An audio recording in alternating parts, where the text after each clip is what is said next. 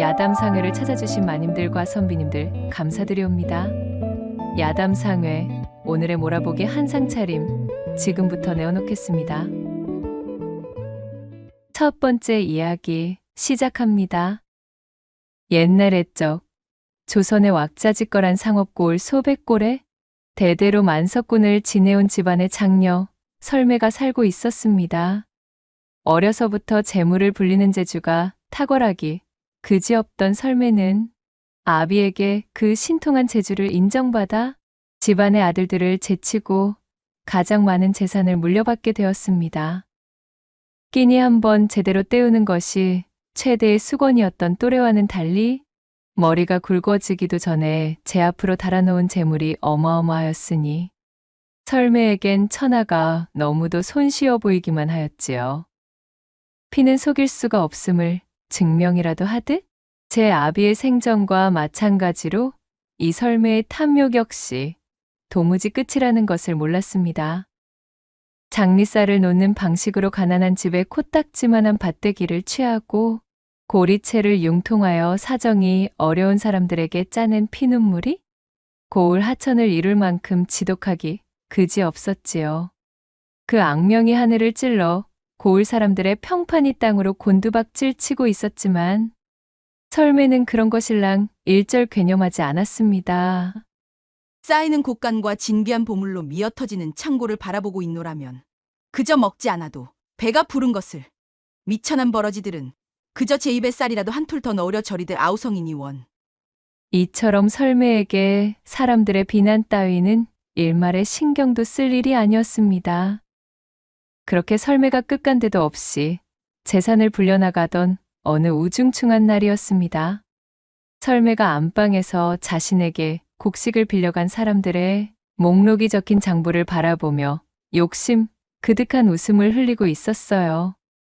이웃고을에 살고 있던 장사꾼 창령이 설매를 찾아왔습니다. 여사님, 그간 강령하셨습니까? 문안부터 올리겠습니다. 여사라는 호칭은 대대로 충효가 있으며 식견이 높고 지식이 원대한 여성을 호칭하던 명예로운 칭호였습니다. 장사꾼으로 잔뼈가 굵던 창령이 설매를 추켜 세우기 위해 일부러 그리 호칭한 것이었지요. 오오라. 그래. 자네는 비단장수로 제법 재미를 보았다던 그 창령이 아닌가? 그래. 내게는 무슨 일로? 인사를 건넨 창령을 곤채만채한 설매가 거드름을 피우며 물었습니다. 곡식이나 금전을 융통하는 용무 외에는 그야말로 금수만도 못한 년으로 소문난 자신을 찾아올 사람은 아무도 없음을 잘 알고 있었지만 그녀는 한껏 거드름을 피우며 창령을 떠보았습니다. 다름이 아니오라. 근본에 좋은 입질이 있어 그 자금을 좀 융통할까 하여 이렇게 찾아오게 되었습니다. 자금. 자금이라? 헌데 자네, 내가 담보 없이는 그 누구에게도 자금을 내어주지 않는 것은 자네도 잘 알고 있는 바겠지? 설매가 쌀쌀맞은 목소리로 눈을 부라렸습니다. 이를 이미 예상하고 있었던 창령은 머리를 조아리며 그녀를 향해 말했어요. 여부가 있겠습니까? 물론입니다. 그래, 담보물로 무엇을 내어놓으면 만족하실런지요? 내 알기로 자네가 가진 것이 필요한데 과연 무엇을 잡아두어야 안심일지?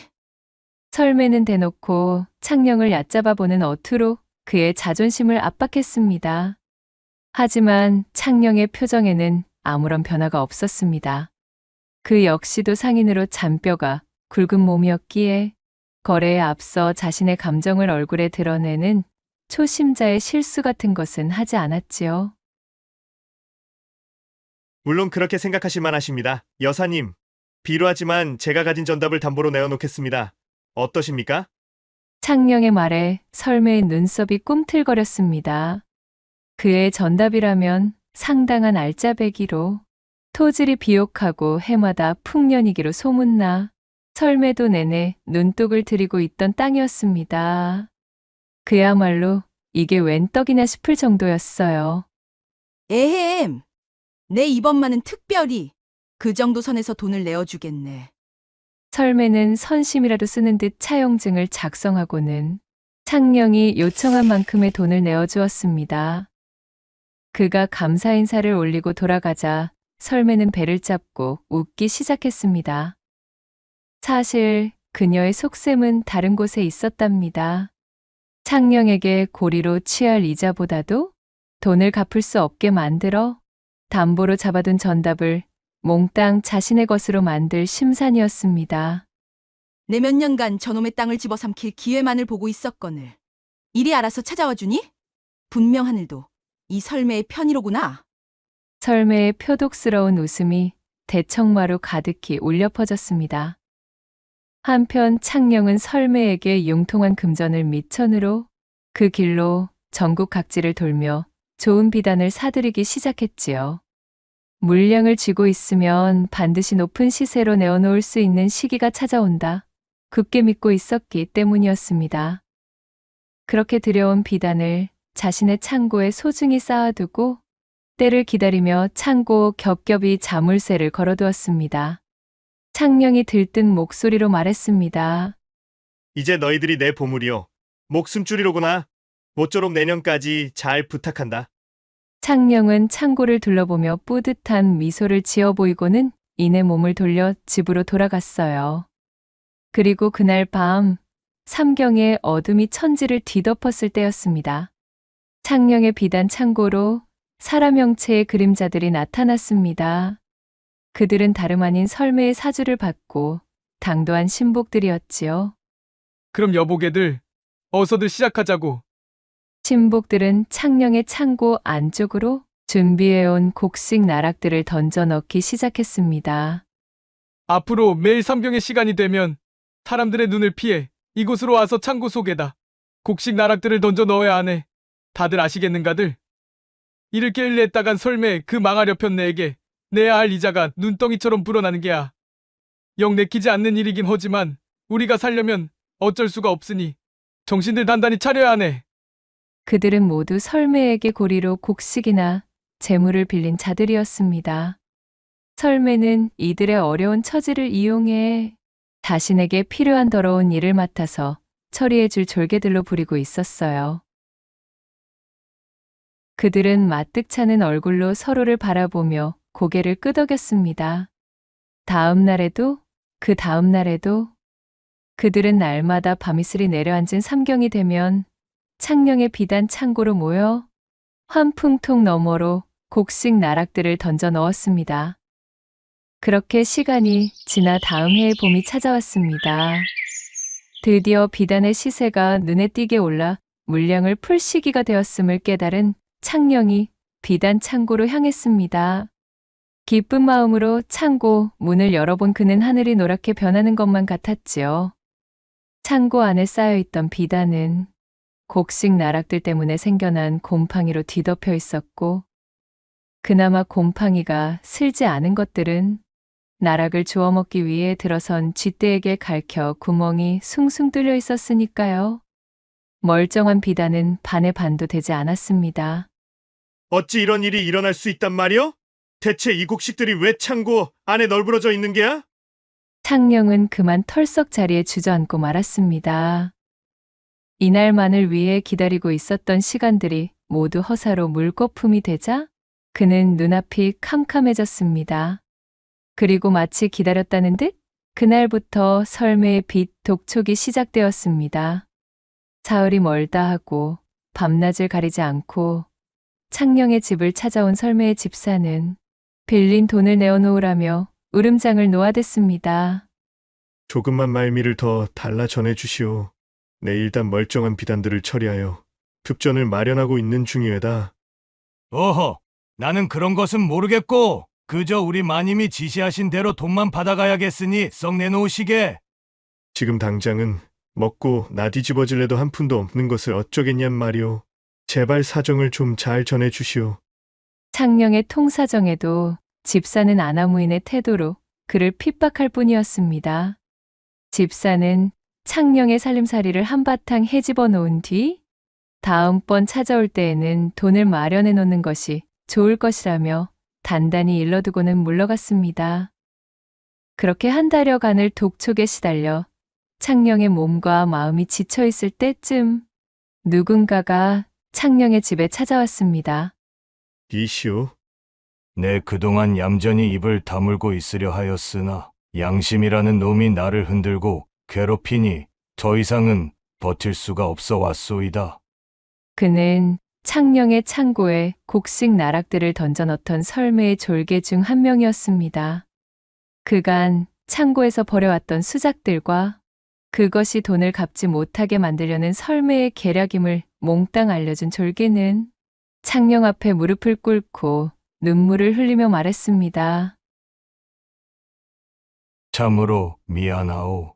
나도 설매 그 여편네에게 고리로 잡혀있는 빚이 산더미로 불어난 신세라 어쩔 수 없이 그 여편네가 시키는 대로 할 수밖엔 없었다오.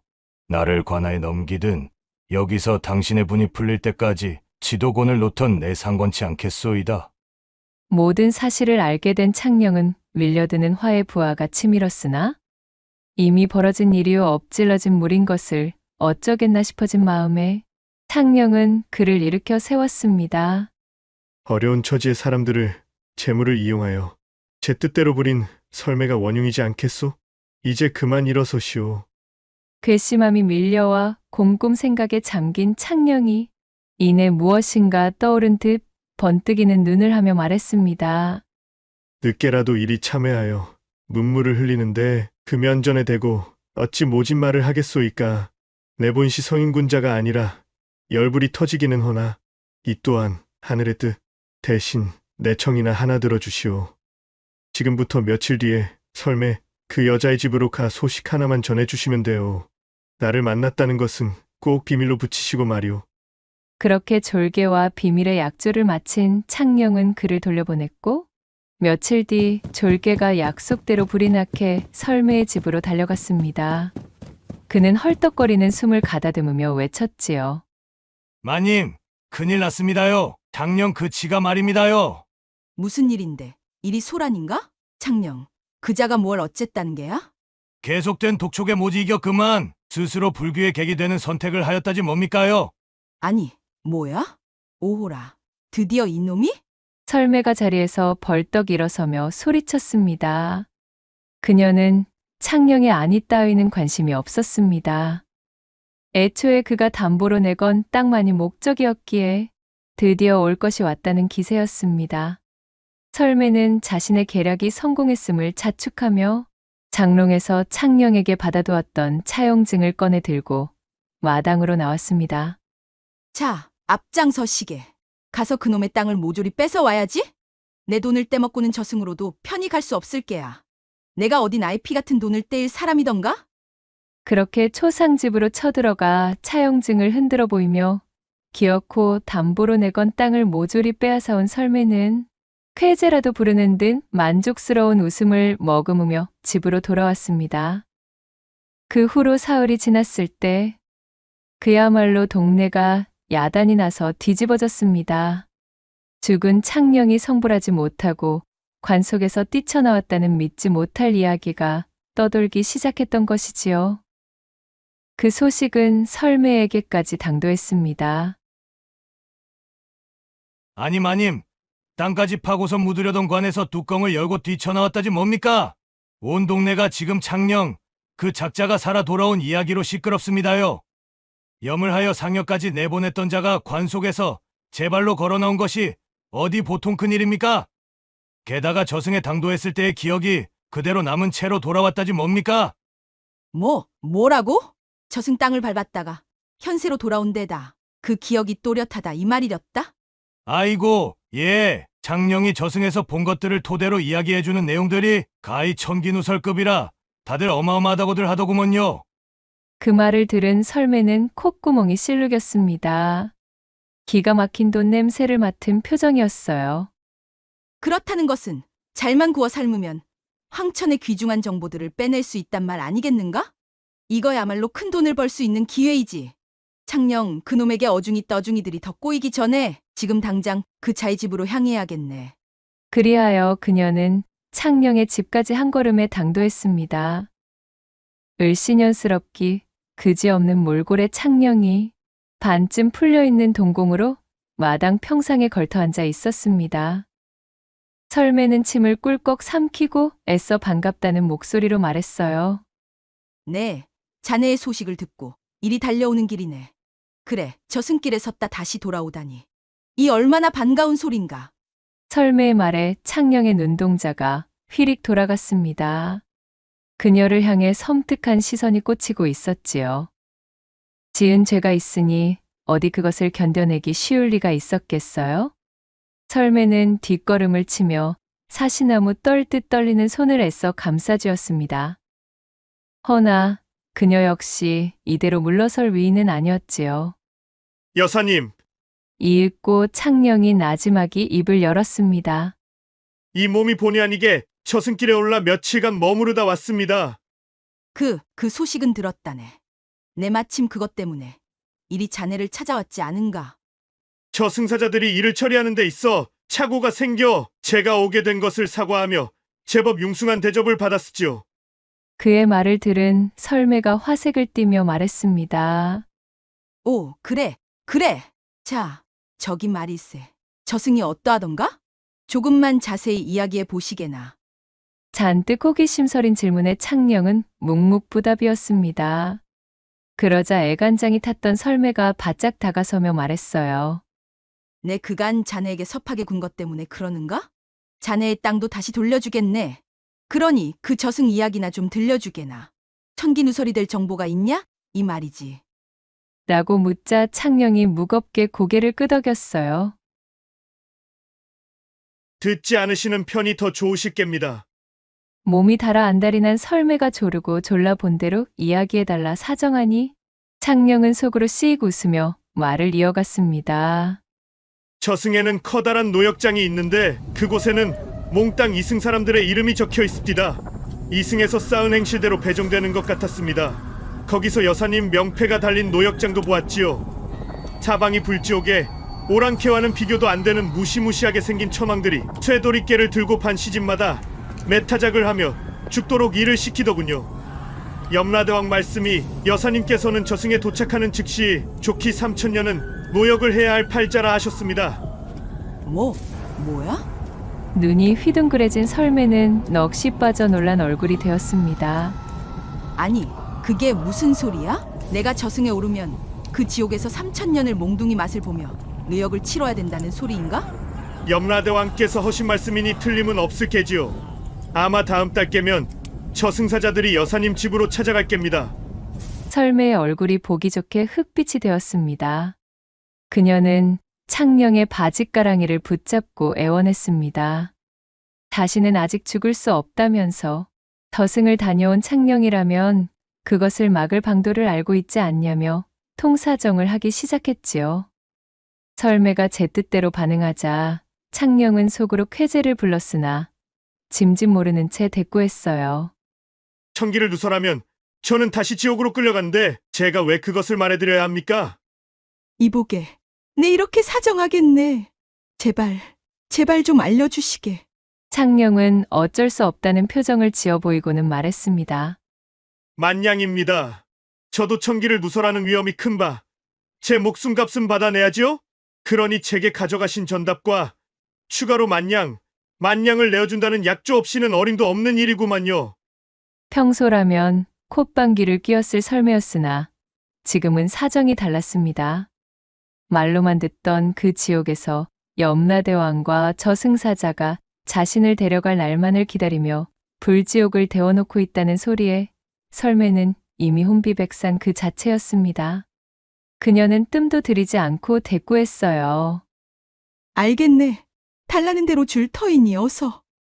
제발 내가 살아날 방법을 알려주시게나. 설매가 돈표 어음을 작성해 건네주며 외쳤지요. 돈표를 받아든 창령은 크게 숨을 한번 들이켠 후 설매의 귀에 귓속말을 하기 시작하였습니다. 창령의 귀띔을 주의 깊게 듣던 설매의 눈이 점점 커졌지요. 창령이 그녀에게 해준 말은 그간의 악행을 중단하고 사람들에게 빼앗아 끌어모았던 재물을 그들에게 다시 되돌려주는 것만이 설매가 살아날 구멍이라는 것이었습니다. 그 후 설매는 창령의 귀띔을 철석같이 믿고 고을 사람들에게 장리로 찬탈한 논밭과 쥐어짜낸 고리채와 이자를 모두 되돌려 주었습니다. 그럼에도 밤마다 저승사자들이 자신을 찾아오는 악몽에 시달려 하루도 편히 잠들 수 없었지요. 시름시름 앓으며 음식도 입에 대지 못하고 퀴골이 상접하기를 몇 해째. 결국에는 재발이 저린 탓에 하루가 다르게 기력이 쇠하더니 그만 황천에 객이 되고 말았답니다.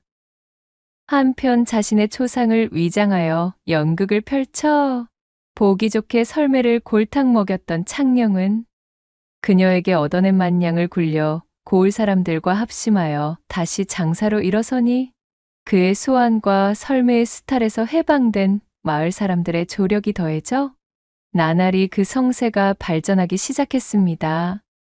그렇게 그들의 노력이 쌓이고 쌓이자 어느덧 창령의 상단과 그가 속한 고을은 후대에 걸쳐 비단거래 요충지로 크게 이름을 떨치게 되었지요. 한편 눈을 감아 저승에 당도하게 된 설매, 그녀는 차가운 바닥 위에서 정신이 들었습니다. 어리둥절하며 몸을 일으켜보니 그녀의 앞에 염라대왕이 근엄한 표정으로 자신을 내려다보고 있는 것을 깨달았지요. 그랬습니다. 창령은 거짓으로 설매를 골탕 먹일 속셈으로 저승에 관한 이야기를 꾸며댔으나 저승은 실제로 존재하는 곳이었습니다. 네, 내가 기어코 저승으로 당도한 것인가? 참으로 저승이라는 것이 실존하는 것이었구나. 염라대왕을 마주한 설매는 두려움에 온몸을 벌벌 떨었습니다. 염라대왕이 그녀를 보며 씩 웃고는 입을 열었지요. 정신이 든 모양이로구만. 먼 길을 오느라 제법 고생했을 테니 자, 이 차나 한 잔 들어보시게나. 옥황상제의 말에 주변에서 그의 처사들이 나와 설매에게 차를 내어놓았답니다. 잔뜩 긴장해 있던 설매는 생각보다 자신을 대하는 태도가 정중하고 따뜻하자 어쩐지 마음이 놓였습니다. 그렇지? 분명 내 눈을 감기 전에 창령의 귀띔대로 사람들에게 어진이를 베풀고 운덕을 쌓았으니 내가 고초를 겪을 리 없지. 그렇고 말고. 설매는 염라대왕에게 꾸벅 인사를 하고 차를 들이키려는데 뭔가 이상했습니다.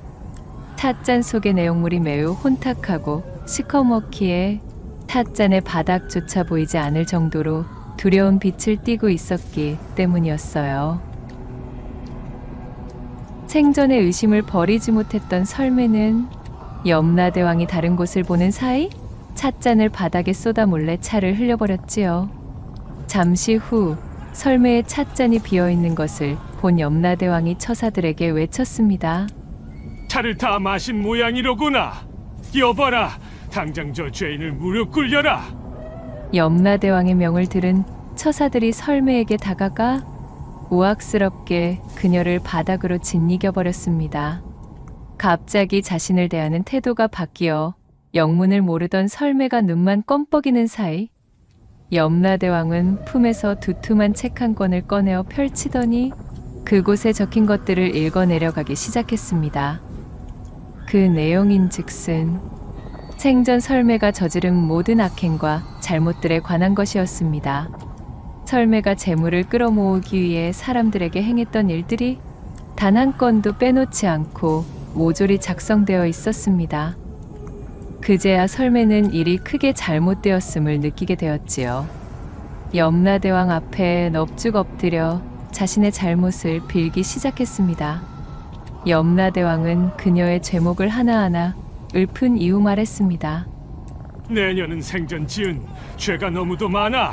삶을 마감하기 전 잠시 행했던 선행으로는 택도 없이 모자라구나. 여봐라, 전연을 자신이 지은 죄만큼 뼈저리게 느끼도록 지옥 불구덩이에 쳐넣도록 하라. 염라대왕의 호통에 설매는 지옥으로 던져지게 되었고 그곳의 불구덩이에 빠지자마자 그 뼈가 산산이 부서지고 온몸이 타들어가는 고통이 설매를 엄습하기 시작했습니다. 설매가 비명을 지르며 정신을 잃었지만 그녀가 정신을 잃음과 동시에 처음으로 되돌아가 형벌이 다시 진행되었지요. 그렇게 고통의 시간이 수천 수만 번을 거듭하며 도망칠 수도 없는 끔찍한 지옥 속에서 40여일을 보내게 된 설매. 만신창이가 된 몸으로 다시 염라대왕의 앞에 끌려왔습니다. 하루가 100년 같은 형벌 속에서 그녀가 평생 가지고 있던 오만함과 불손함이 모두 씻겨내려간 설매는 염라대왕 앞에 엎드려 통곡하며 간절히 선처를 빌었지요. 대왕님, 잘못하였습니다. 다시는 다른 사람들을 괴롭히며 그들의 눈에서 피눈물이 나는 일을 저지르지 않겠습니다. 부디 지옥으로 다시 보내지만 말아주십시오. 하지만 염라대왕은 엄한 표정으로 가만히 고개를 젓는 것이었어요. 아직 내년이 지은 죄의 절반도 다 탕감치 아니하였느니라. 지금부터가 진짜 내가 지은 죄에 대한 형벌이니 시작토록 하라. 너는 앞으로 내가 인간이었다는 전생의 기억을 잃고 고통받는 삶 속에서 그 업보를 씻을 때까지 환생하게 될 것이니라. 그러고는 처사들에게 손짓하여 그녀를 어디론가로 데려가게 하였습니다. 설매가 울며 불며 끌려간 곳은 커다란 구덩이 앞이었습니다. 그 안이 칠흑같이 어두워 보이는 것이라곤 없고 희뿌연 연기만 모락모락 올라오고 있었지요. 그녀가 잔뜩 두려움에 빠져 덜덜 떨고 있으려는데 처사들은 더는 생각할 틈도 없이 설매를 구덩이 속으로 밀어버렸습니다. 비명을 지르며 구덩이 속으로 떨어지던 설매는 영원 같은 시간 동안 추락하는 것을 느꼈고 그렇게 얼마나 지났을까요? 설매는 온몸이 흠뻑 젖은 채 집더미 위에서 정신을 차리게 되었습니다. 자신의 귓가에 사람들의 말소리가 들려왔고 눈을 떠 그곳을 보니 마국간으로 보이는 공간에서 사내들 몇몇이 자신을 내려다보며 이야기를 나누고 있었지요. 그랬습니다. 그녀는 다름 아닌 말로 환생한 것이었습니다. 전생의 기억을 몽땅 잃을 것이라 하였는데 나는 어찌하여 아직도 내 스스로를 또렷이 기억하고 있다는 말인가. 그녀는 자신의 기억이 온전함에 의아하였으나 그것은 사실 그녀의 잘못된 선택으로 벌어진 일이었습니다. 염라대왕이 그녀에게 건넸던 차가 바로 기억을 지워주는 약이었지요. 그녀는 그것을 마시지 않고 쏟아버렸기에 이렇듯 기억을 유지한 채 환생길에 접어든 것이었습니다. 사내들을 향해 힘껏 소리쳐 보았으나 아무런 소용도 없었습니다. 그녀의 입에서는 말의 울음소리만 날 뿐 사람의 언어를 뱉을 수가 없었으니까요. 이놈의 말이 오늘따라 왜 이리 난리법석인 게야? 이놈 얌전히 있지 못하겠느냐? 사내들은 성을 내며 말이 된 설매의 엉덩이를 거세게 후려쳤습니다. 짝! 하는 소리가 울려 퍼지며 엄청난 통증을 느낀 설매가 비명을 질렀지요. 그렇게 사내들은 집 안으로 들어가 버렸고 설매는 한참 동안이나 하염없이 눈물만 흘렸습니다. 그렇게 설매가 눈물로 지새던 시간은 더욱 흘러 어느덧 설매는 튼튼한 앞말로 자라났어요. 그녀의 몸집이 커지자 주인은 흡족해하며 그녀를 마국간에서 끌어냈습니다. 이제야 제법 쓸만하게 자랐구만. 주인은 그녀의 등으로 안장을 올리며 고삐를 채웠습니다. 그리고는 등에 올라타 고삐를 거세게 잡아당겼지요. 난생 처음 제 등으로 사람을 업다시피 한 설매는 깜짝 놀라 몸을 이리저리 흔들며 주인을 떨어뜨리려 하였습니다. 그러자 주인은 돌연 채찍을 꺼내 들더니 마구잡이로 설매를 후려치기 시작했지요. 이 건방진 녀석이 맞아야 말을 들을 모양이로구나. 그렇듯 사정없는 채찍질에 설매의 엉덩이는 살을 내는 통증에 뒤덮였고 설매는 비명을 지르다가 끝내 고통을 이기지 못하고 몸부림치는 것을 멈추었습니다. 그리고는 주인이 고삐를 잡아당기는 대로 얌전히 그의 명에 따랐지요. 그 다음 날부터 설매는 날마다 주인을 태우고 먼 거리를 이동해야 했습니다. 하루가 멀다 하고 달리느라 혹사당한 몸이 부서질 듯 괴로웠지만 주인의 매질이 두려워 반항할 수도 없었습니다. 허나 더욱 고통스러웠던 것은 주인 사내가 아닌 마국간지기가 설매를 관리할 때였습니다. 그나마 말을 재산으로 여겨 대접이라도 하던 주인과는 달리 마구간지기들은 안장도 없이 설매의 등에 올라타 두 다리로 그녀의 몸통을 조이고 걷어찼기 때문이었습니다. 숨이 턱턱 막혀 걷기조차 힘든 마당에 그토록 몸통을 죄며 배를 걷어차기까지 하니 실로 그 고통은 이루 말할 수 없었답니다. 그렇게 힘든 나날을 보내던 어느 날이었어요. 설매가 종일 달려 지친 몸으로 정신없이 여물을 씹고 있었습니다. 구역질이 나는 맛이었지만 이마저 먹지 않으면 견디지 못했기에 그녀는 두 눈을 질끈 감은 채 여물을 씹어 넘겼습니다. 그러다 문득 번뜩이는 생각 하나가 머리를 스쳤습니다.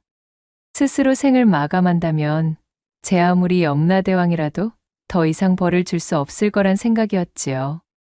말의 몸으로 저지른 잘못이라고 해봐야 실컷 얻어맞기만 하였으니 환생하면 좋은 곳 좋은 생을 보장받을지도 모른다는 기대감에 설매는 그날부터 여물을 끊어버렸지요. 매질을 당해도 이를 악물고 참으며 주인의 말을 듣지 않았습니다. 그리고 마침내 여물을 끊은 지 사흘째가 되는 날, 그녀는 아사하고 말았습니다. 그렇게 다시 저승을 향한 설매가 정신을 차려보니 예전과 마찬가지로 염라대왕 앞에 쓰러져 있었습니다. 눈을 뜬 설매를 본 염라대왕은 천지가 뒤흔들리는 불호령을 내렸지요. 감히 내년이 마음대로 형벌을 중단하는 것도 모자라 스스로 목숨마저 던지다니 그러고도 무사하리라 여겼더냐? 염라대왕이 손짓하자 주위에서 처사들이 달려나와 육모방망이로 설매를 사정없이 맷짐질 놓는 것이었어요. 대왕님, 죄송합니다. 잘못했어요. 제발 한 번만 자비를. 고통에 못 이긴 설매가 힘겹게 외치며 바닥에 쓰러졌습니다. 염라대왕은 콧방귀를 뀌고는 다시 손짓을 하였고 처사들은 축 늘어진 설매의 발목을 잡고 또다시 구덩이로 끌고 갔습니다. 정신을 차릴 겨를도 없이 구덩이 속으로 던져진 설매가 비명을 지르는 것도 잠시, 그녀가 눈을 떠보니 웬 따스한 털이 그녀의 몸을 감싸고 있었습니다. 주변을 둘러보니 그곳은 좁고 지저분한 계집이었어요. 그랬습니다. 설매의 이번 생은 다름 아닌 개로 환생한 것이었지요. 맙소사! 말도 비참하기 그지없었거늘. 심지어 이번에는 계란말인가. 설매는 또다시 곡기를 끊고 싶은 마음이 굴뚝 같았지만 이번에도 그리 한다면 염라대왕이 무슨 벌을 내릴지 두려웠기에 그녀는 마음을 다잡고 끝까지 벌을 받아내기로 결심했습니다. 그래, 그나마 걔는 사람이 등 위에 타고 다닐 일은 없겠지. 설매는 주인이 내어주는 찌꺼기 같은 음식을 먹으며 무럭무럭 자랐습니다. 그렇게 강아지의 티를 벗고 장성한 성체가 되자 주인은 우락부락한 스케를 집어넣어 그녀를 다른 개와 짝짓기까지 하게 만들었지요. 밀려드는 비참함과 참담함에 이를 악물고 버틴 설매는 수차례 계속되는 짝짓기로 새끼를 베게 되었습니다. 7마리의 건강한 강아지들을 낳게 되자 설매는 인간일 때에도 맛보지 못했던 희열과 뿌듯함을 느끼게 되었지요. 제 뱃속으로 낳은 강아지들이 어찌나 사랑스러운지 현생의 고통도 잊을 수 있을 것만 같았습니다. 그렇게 설매가 새로운 생활에 어느덧 익숙해져 어미로서 나름 행복한 나날을 보내고 있었고 나의 형벌은 여기까지인가 보구나 하며 안심하고 있던 차였어요. 어느 날 계집으로 주인이 다가오는 소리가 들렸고 설매는 늘 하던 대로 꼬리를 흔들며 주인을 반기려던 참이었습니다. 주인은 그녀의 새끼들을 내려다보며 잔뜩 고민하는 얼굴이었지요. 설마. 설매는 주인이 제 새끼들을 가져가려 한다는 것을 직감적으로 깨달았습니다. 그녀는 사납게 짖으며 주인에게 맞서 새끼들을 감싸기 시작했답니다. 아니 이놈의 개새끼가 미쳤나? 감히 어디다 대고 이를 드러낸다는 것이야? 화가 난 주인은 발로 설매를 거칠게 걷어차고 밀쳐내며 새끼 한 마리에게 손을 뻗었습니다. 그러자 설매는 화가 치밀어 주인의 발을 콱 물어버리고 말았지요. 으악, 이놈이! 먹여주고 재워주었더니 주인을 물어? 주인은 비명을 지르며 잠시 물러나는 듯 하였으나 이내 몽둥이 하나를 들고 와서는 설매를 마구잡이로 때려 눕혔습니다. 한참 동안이나 매질을 해댄 탓에 설매는 초주검이 되어 축 늘어졌고 주인은 씩씩 콧김을 뿜으며 설매를 발로 밀쳐내고는 새끼 하나를 가져갔지요. 아, 안 돼. 설매는 온몸에서 밀려드는 지독한 통증에 곧 숨이 멎을 참이었음에도 제 시야에서 멀어져가는 새끼에게 눈을 떼지 못하며 서럽게 눈물을 흘렸답니다. 통곡하던 설매가 정신이 들어 고개를 들어보니 또다시 저승의 염라대왕 앞이었지요. 염라대왕이 어김없이 그녀에게 역정을 내며 소리쳤습니다. 내 이연, 또다시 스스로 죽음을 재촉하다니! 그러자 설매는 눈물을 펑펑 쏟으며 억울함을 토로했습니다. 대왕님, 억울합니다. 저희 소중한 새끼를 데려가려 하기에 어쩔 수가 없었습니다. 대왕님, 내어주신 차를 몰래 버린 것은 참으로 커다란 잘못이었습니다. 부디 저의 기억을 지워주십시오. 도저히 견딜 수가 없습니다. 대왕님, 차라리 저의 기억을 지워 축생의 삶에 합당한 몸으로 만들어 주시옵소서. 새끼와 생이별을 하는 고통만큼은 느끼지 못하게 해 주시옵소서. 설매가 눈물을 쏟으며 간절히 빌자 염라대왕의 눈이 한결 온화해졌습니다. 그저 말이라는 이유만으로 걷어차이며 매질을 견디고 쉬지도 못하고 달리며 너의 몸을 희생하여야 했을 때 어떠한 심정이었느냐? 참으로 고통스러웠습니다. 개로 태어났다는 이유만으로 새끼와 생이별을 하며 그들의 손에 너의 새끼를 내어줄 때 그때의 심정은 어떠하였느냐? 말로 표현할 수 없는 참담한 심정이었지요. 차라리 제 한 몸 불타는 것이 나을 지경이었습니다. 너는 풍족한 집안의 여식으로 태어났다는 이유만으로 그렇지 않은 사람들을 괴롭히며 재물을 뺏고 사람을 시켜 그들을 매질하였으며 또한 가진 이유를 만들어 그들의 자식마저도 너의 돈벌이에 이용하였다. 그들의 심정이 어떠하였는지 이제 조금이라도 느껴보았느냐? 100번, 1000번 느꼈습니다. 그러니 부디 저의 기억을 지워주시고 한낱 미물로 태어나게 만들어 남은 형벌을 마칠 수 있도록 하여 주시옵소서. 설매는 진심으로 참회하며 뜨거운 눈물을 쏟아내었습니다. 그 모습을 지켜보던 염라대왕이 고개를 끄덕이고는 처사들에게 손짓하였지요. 처사들에게 끌려가는 설매는 더 이상 몸부림을 치거나 반항하지 않았습니다. 설매가 정신을 차리고 보니 그녀는 인간으로 다시 환생한 상태였습니다. 태어나면서부터 말을 할 줄 알았고 또한 한 번 본 것은 있는 법이 없었지요. 주변에서도 신동이 태어났다며 그녀를 추켜 세워 주었습니다. 그녀는 자신의 뛰어난 능력을 바탕으로 성장하며 모자람 없이 자라보아 명예를 거머쥐었지만 전생의 기억을 또렷하게 지니고 있었기에 같은 실수를 반복하지 않았습니다. 설매는 사람들을 업신여기지 않았고 또한 어리석다 꾸짖지 않았지요. 항시 예를 갖추어 사람을 대했고 또한 어려운 자들을 그냥 지나치지 않았습니다. 사람뿐 아니라 미물까지 굽어 살펴 생명을 중하게 다뤘습니다. 말을 소중히 대했고 새끼를 낳은 개를 어여삐 여겼지요. 그리하여 설매는 제게 주어진 두 번째의 기회를 놓치지 않음과 동시에 일전 자신의 과오처럼 사는 사람들을 교화시키는 데에 앞장서 많은 이들의 귀감을 사 칭송받으며 살았다는 후문이 전해지고 있사옵니다.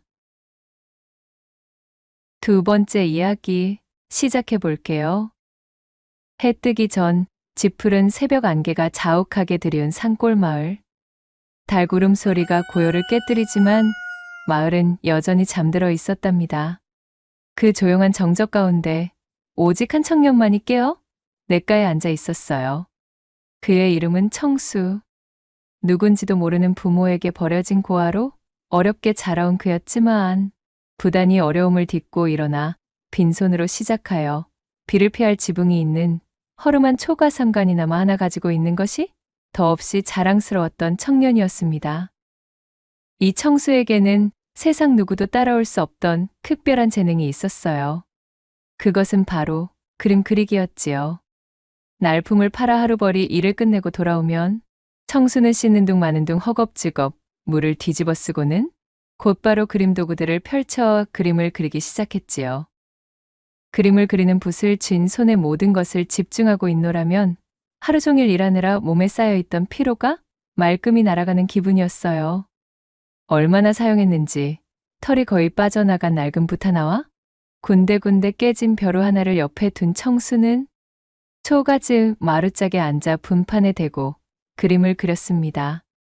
어제 저녁 산 너머에서 본 노루한 쌍, 밤하늘을 수놓았던 반짝이는 별들, 마을 어귀에 홀로 서 있던 늙은 버드나무까지 청수의 손이 움직이는 대로 모든 사물과 동물들이 생생하게 분판 위에서 되살아났습니다.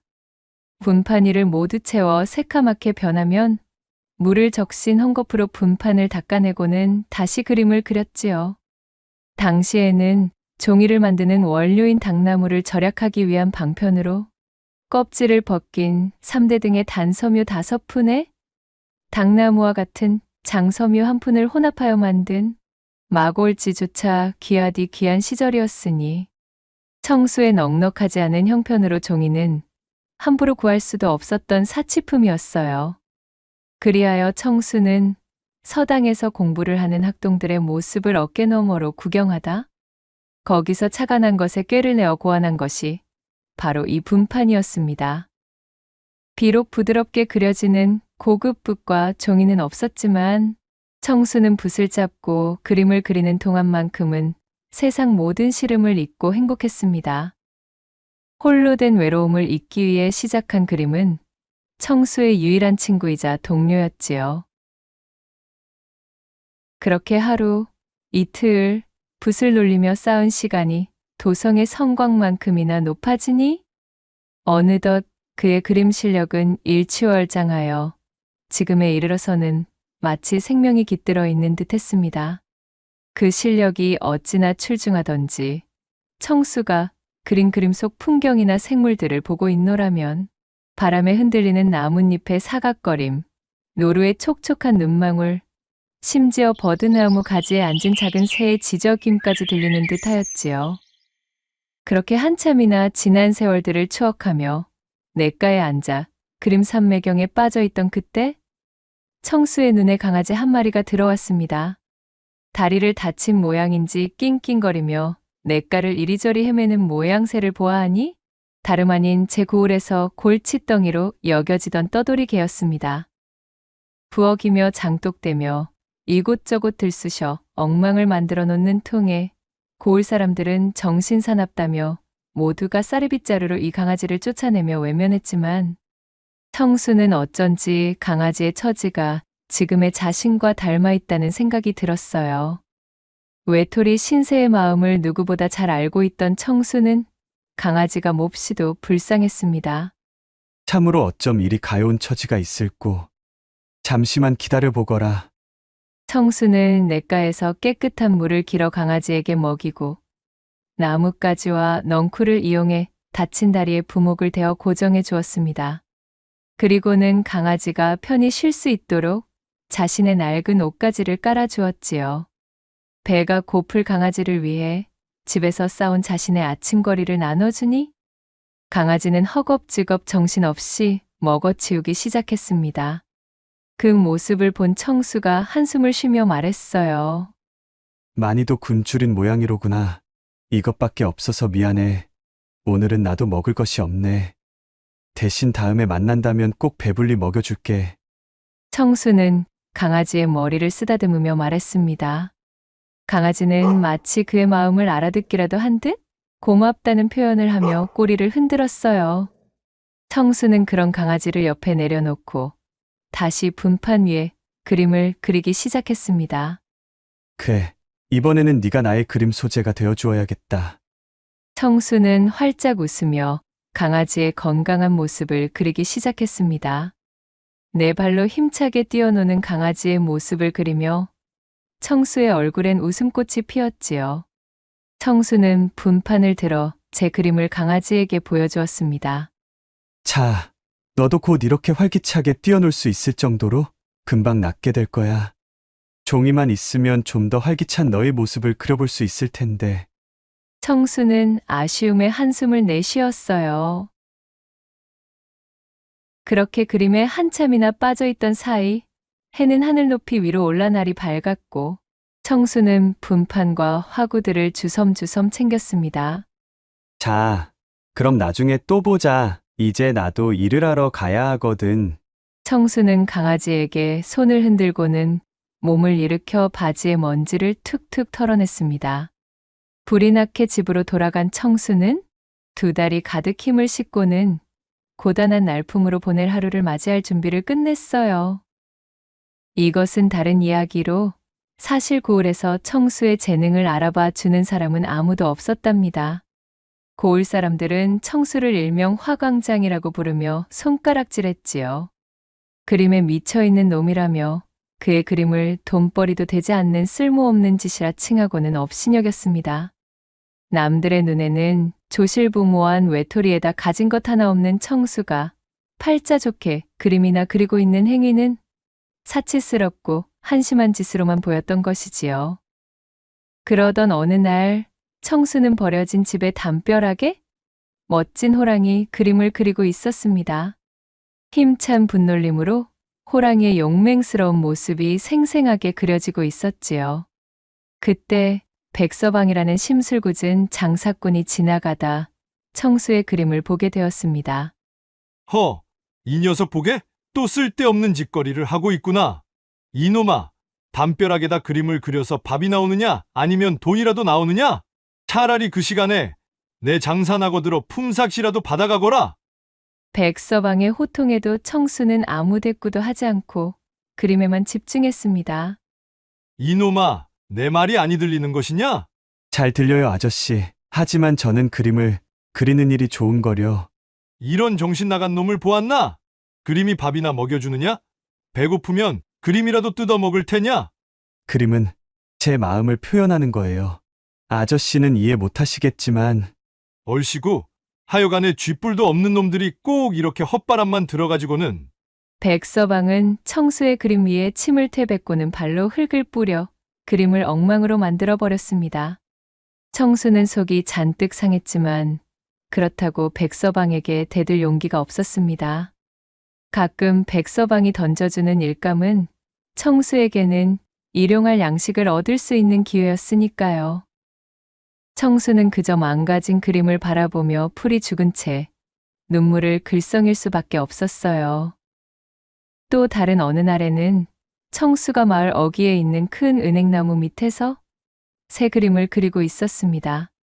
나뭇가지에 앉아 노래하는 작은 새들의 모습을 정교하게 그리고 있는데 천석군 최영감네 막내여 식인 효율이 나타나 청수의 그림을 보고 비웃는 것이었지요.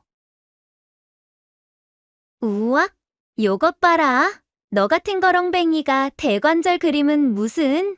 아주 그냥 한량납셨네 납셨어. 어디, 내 그림 솜씨나 한번 볼 테냐? 효율은 청수의 손에서 붓을 획 빼앗아 분판 위에 그려놓은 그의 그림에 낙서를 하기 시작했습니다. 괴상한 모양의 그림을 그려놓고는 깔깔거리며 웃었지요.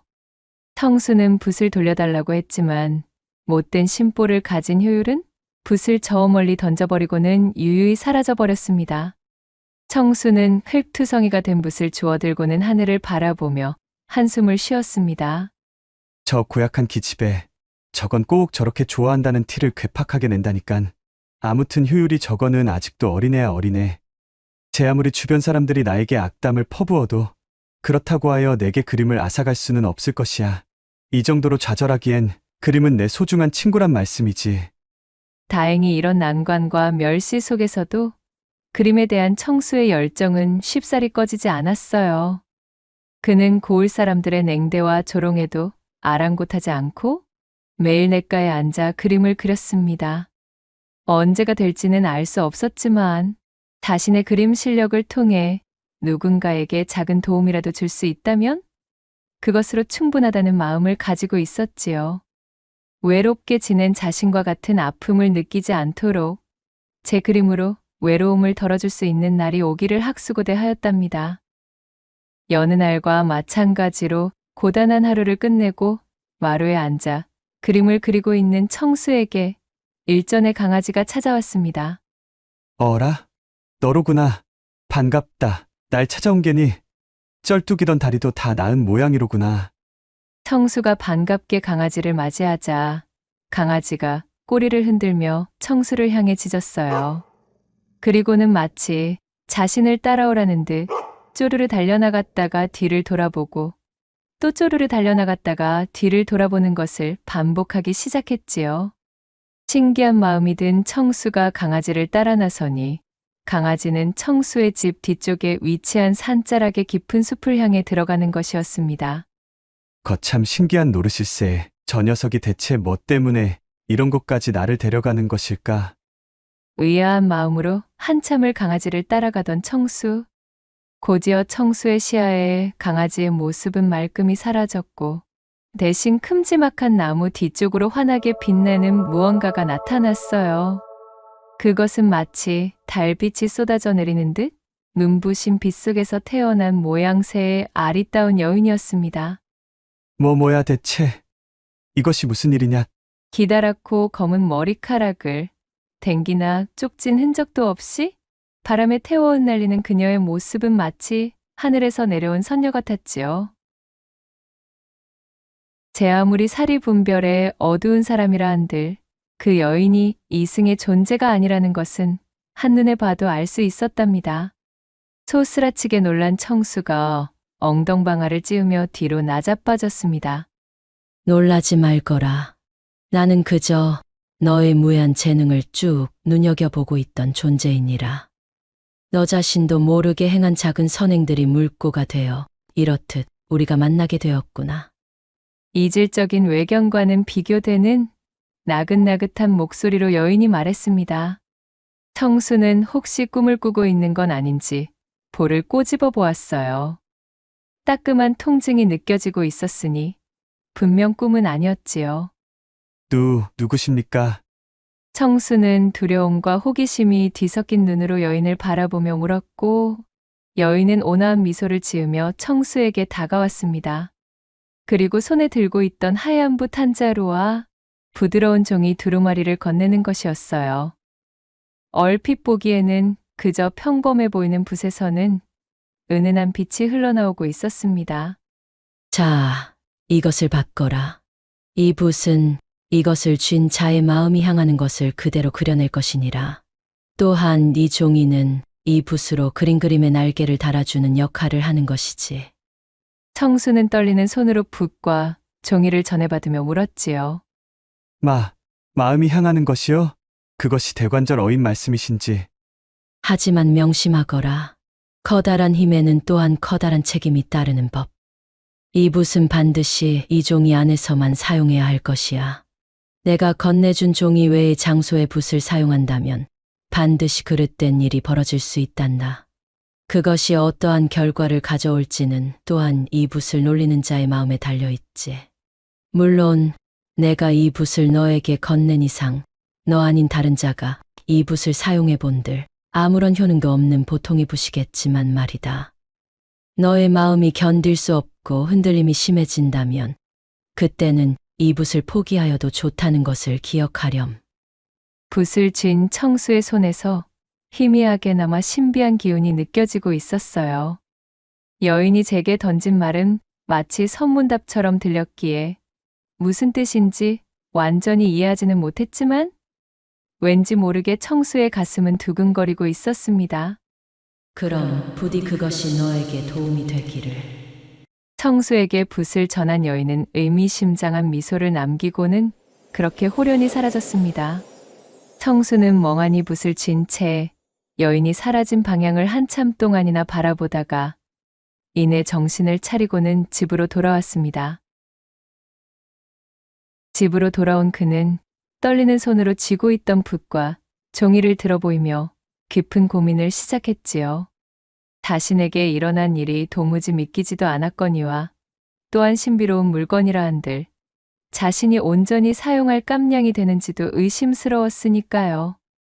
그러다 청수의 배에서 꼬르륵 하며 잔뜩 허기가 져 있음을 알리는 구슬픈 가락이 튀어나왔고 이내 허기진 배를 틀어지며 빈쌀독을 바라보았지요. 믿져야 본전이라고 했었나. 그럼 어디 한번. 이판사판이다 싶어진 청수는 종이를 펼쳐놓고는 쌀 한 가마니를 쓱쓱 그리기 시작했습니다. 반쯤은 장난스럽게 시작한 일이었고 그저 값비싼 종이가 생겼음에 기쁜 마음으로 종이 위에 그림을 그리는 감각이 궁금하여 저지른 일이었지만 뒤이어 놀라운 일이 벌어지고 말았지요. 종이에 그린 쌀 가마니가 온데간데 없이 스르륵 사라지더니 이윽고 빈 쌀독이 금세 쌀로 가득 차는 것이 아니겠어요? 쌀독을 바라본 청수는 깜짝 놀라 독 안을 향해 손을 뻗어보았어요. 세상에, 그것은 손으로 만져지는 실제의 쌀이었습니다. 맙소사, 이게 도대체. 믿을 수 없는 일이 벌어진 것에 입을 다물지 못하던 청수는 그렇게 태어나서 처음으로 배불리 그것도 흰 쌀밥을 먹을 수가 있었답니다. 든든해진 배를 퉁퉁 두드리며 청수는 이 신묘한 붓을 어떤 식으로 사용해야 좋을지를 놓고 고민을 거듭하였지요.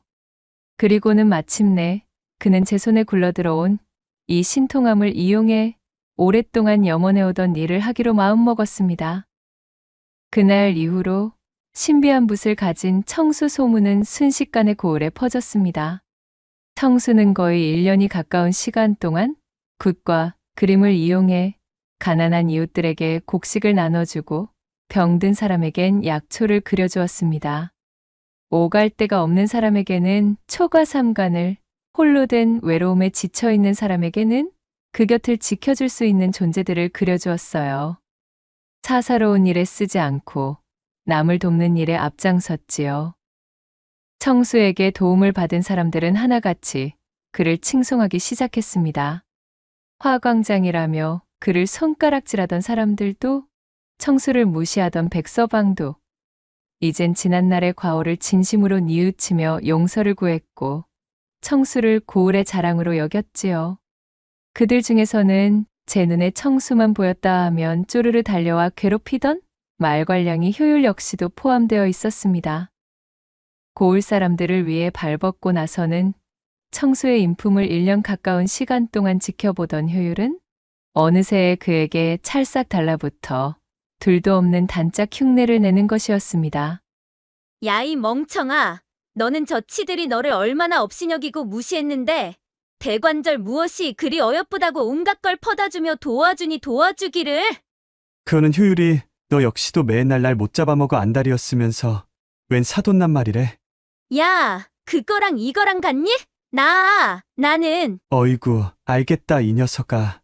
아무튼 지금은 내가 좀 바쁘니까 나중에, 네 마음이 더 솔직해지면 그때 다시 이야기해보자. 청수는 효율의 마음을 어렴풋이 알고 있었으면서도 모르는 척 시치미를 떼었고 언제든 자신이 다가가기 손쉬운 존재였던 외톨이 청수가 이제는 고을 사람들을 구휼하느라 자신과는 만나기조차 어려워진 것이 효율은 너무도 불만이었지요. 효율은 특단의 조치가 필요하다는 것을 새삼 깨달았습니다. 그렇게 효율이 청수의 꽁무니만 쫓던 어느 날 시원한 폭포수를 배경 삼아 그림에 빠져있던 청수에게 효율이 찾아왔습니다. 그녀는 슬그머니 청수의 어깨 너머 그림을 바라보더니 청수의 귓가에 대고 속삭였지요. 청수야, 너는 참으로 대단한 사람이야. 지난날 너를 괴롭혔던 것을 용서해줘. 사실은 줄곧 너에게 마음이 있었지만 그것을 표현할 길이 막막하여 그리 너를 괴롭힌 것이었단다. 이젠 내 마음을 그대로 표현할 기회가 되었으니 너와 함께 사람들을 도우며 그렇게 지내고 싶어. 청수가 뭐라 대답할 틈도 주지 않고 효율은 청수의 입술에 자신의 입술을 포개었습니다. 갓 쪄낸 인절미처럼 부드러운 효율의 몸이 청수에게 쏟아져 내렸고, 그렇게 두 사람은 폭포수의 물줄기 소리에 격렬한 신음성을 묻어버린 채 농밀한 사랑을 나누며 하나가 되었어요.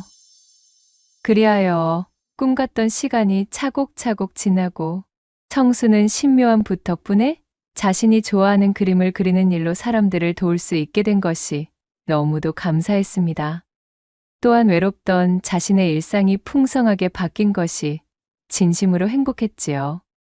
이제 자신의 곁에는 어여쁜 효율과 자신을 칭송하는 많은 사람들이 있었으니 더 이상 외롭지가 않았어요. 밤이면 몰래 제 집을 빠져나와 청수의 집으로 스며드는 효율과 함께 도란도란 이야기를 나누며 행복한 시간을 보냈습니다. 야음이 무르익으면 밤바람에 잔뜩 달아오른 효율의 교태 섞인 목소리가 청수의 몸 여기저기를 훑으며 잔뜩 애간장을 태우는 시간을 가졌고, 그렇게 두 사람은 시간이 지날수록 깊은 사랑을 나누며 돈독한 사이로 발전했습니다. 그런 청수의 마음이 너무도 순진했던 탓일까요? 청수의 행복은 그리 오래가지 못했습니다. 청수와 그의 붓에 대한 소문이 이웃마을의 부호, 탐욕스러운 왕첨지에게까지 닿았어요.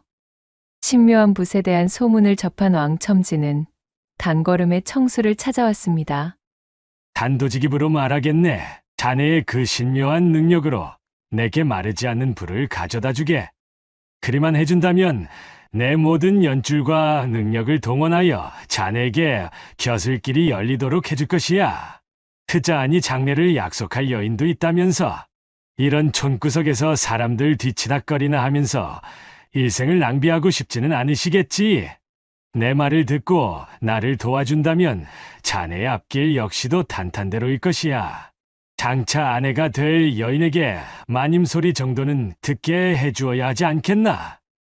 하지만 왕첨지의 소문을 익히 들어 그의 인품을 알고 있던 청수는 단호히 거절했지요. 이 붓과 제 능력은 사람들을 돕기 위한 것이지 개인의 사리사욕을 채우기 위한 것이 아닙니다. 못 들은 것으로 해둘 터이니 이만 돌아가 주십시오. 단호히 끊어내는 청수의 태도에 왕첨지는 비굴한 몸짓으로 그를 끝없이 설득했지만 도무지 청수는 들을 생각이 없어 보였습니다. 왕첨지는 본디 자신이 원하는 것은 반드시 가져야만 직성이 풀리는 자였지요. 화가 머리끝까지 난 왕첨지가 청수에게 바락 외쳤습니다. 자네가 아직 영글지 못하여 시기 어린 마음에 글이 나왔다는 것이겠지? 허나 자네는 나의 심기를 잘못 건드렸어. 내 제안을 거절한다면 어찌 되는지 똑똑히 보여주겠네. 그리고는 씩씩거리며 청수의 집을 나가버리는 왕첨지였어요. 분이 풀리지 않는지 연신 발을 쿵쿵 구르며 돌아가는 그의 뒷모습은 마치 영역싸움에 패배한 수탈과 같았지요. 그리하여 왕첨지가 돌아간 뒤 한참의 시일이 지난 어느 날 밤이었습니다.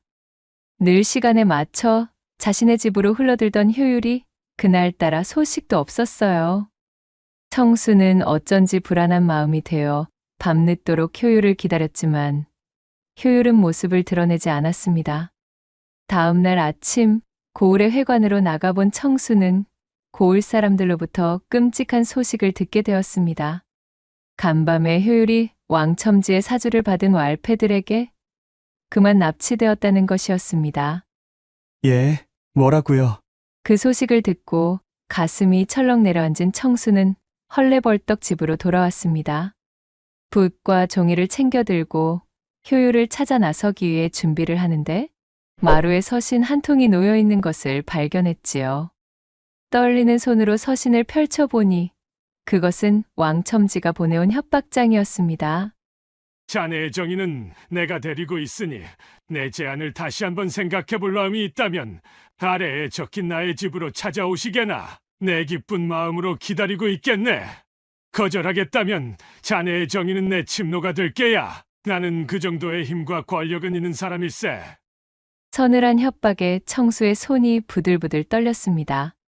하필이면 지금 효율의 식구들은 모두 도읍으로 출타를 나가 있던 상황이었어요. 응당 효율을 구해야 했지만 왕첨지의 요구대로 그의 개인적인 탐욕을 채울 도구로 붓을 사용할 수는 없었습니다. 하지만 이대로 효율을 잃는다는 것은 상상조차 할 수 없어. 왕첨지 그자라면 능히 효율에게 해코지를 할 인물이야. 한참을 고뇌하던 청수는 결국 왕첨지의 집으로 향하기로 결심했습니다. 이젠 자신에게 소중한 사람이 된 효율을 향한 걱정이 우선이었기 때문이었어요. 왕첨지의 집에 도착하니 대문 앞에는 험악한 인상의 왈패들이 지키고 서 있었습니다. 청수를 본 왈패들은 그를 안으로 끌고 갔지요. 넓은 마당을 지나 안채로 들어서자 왕첨지가 의기양양한 표정으로 청수를 맞이했습니다. 오, 드디어 자네가 왔군. 내 제안을 받아들이기로 한 건가? 왕첨지의 곁에는 밧줄에 꽁꽁 묶여 두려움에 떨고 있는 효율이 있었지요. 왕첨지가 효율을 협박하듯 바라보자 효율은 눈물을 글썽이며 청수에게 고개를 저었습니다. 자신 때문에 청수가 왕첨지에게 굴복하는 것을 원치 않는다는 듯한 모습이었어요. 그 모습을 본 청수는 더 이상 망설일 수 없었습니다. 어르신이 시키는 대로 하겠으니 제발 여자를 해치지 마시오.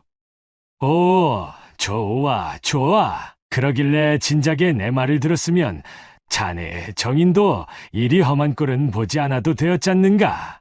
참으로 이리도 좋은 여자를 두고 말씀이야. 왕첨지가 입맛을 다시며 손끝으로 효율의 뺨을 쓰다듬었고 효율은 두 눈을 질끈 감으며 고개를 돌려 왕첨지의 손을 뿌리쳤습니다. 아시겠지만 끊이지 않는 막대한 불을 안겨드리려면 협소한 공간으로는 아니되오. 왈패들을 물리시고 조용하고 넓은 공간으로 안내해 주시오. 내 반드시 약조한 것은 지키겠습니다. 같은 짓을 꾸밀 생각이라면 아직 내 손아귀에 내 놈의 계집이 있음을 기억해야 할 것이야. 그리하여 왕첨지는 왈패들을 물린 뒤 효율을 데리고 자신의 넓다란 서재로 안내했습니다. 자, 이곳이라면 마음껏 자네의 실력을 펼칠 수 있겠지.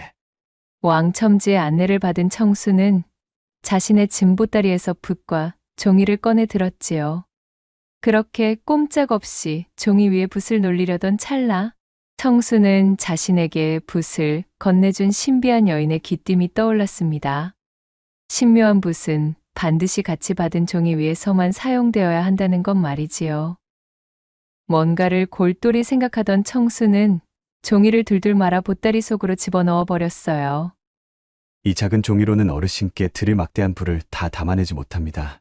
아주 커다란 종이를 준비해 주시오. 어르신의 부귀영화를 모두 담아내 큼지막한 종이를 말이오. 그거야 어렵지 않지. 어디 한번 자네의 능력을 감상해 보실까? 왕첨지는 음흉한 미소를 지으며 답하고는 서재를 뒤져 고급 종이들을 잔뜩 꺼냈습니다. 그리고는 그 종이들을 벽면에 이어붙이기 시작했지요. 서재의 벽 한 면이 전부 종이로 가득 찼고 그것은 마치 거대한 한 폭의 종이처럼 보였습니다. 자, 이 정도면 되겠는가? 청수는 속으로 이를 갈았지만 겉으로는 순종하는 척하며 말했습니다. 아주 좋습니다.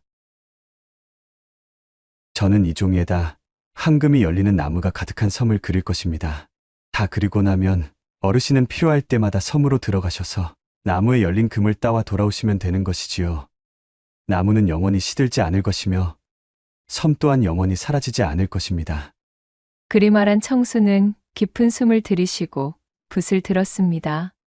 청수의 손끝에 왕첨지와 효율의 시선이 집중되었지요. 청수는 망설이는 척하다가 황금이 주렁주렁 매달려 있는 나무가 빽빽한 무인도를 그리기 시작했습니다. 사방이 금빛으로 빛나는 나무와 바다, 그리고 섬에 펼쳐진 백사장까지. 청수의 손길이 종이를 스칠 때마다 그림은 점점 더 생생하게 살아났습니다. 탐욕에 눈이 먼 왕첨지는 그림에서 눈을 떼지 못했어요. 과연 신묘한 솜씨와 재주로구나. 한시도 더 기다리지 못하겠으니 빨리 섬으로 가는 길을 완성해주게. 알겠습니다, 어르신. 이것은 어르신만 다닐 수 있어야 하니 널찍한 길보다는 좁다란 길이 더 낫겠지요.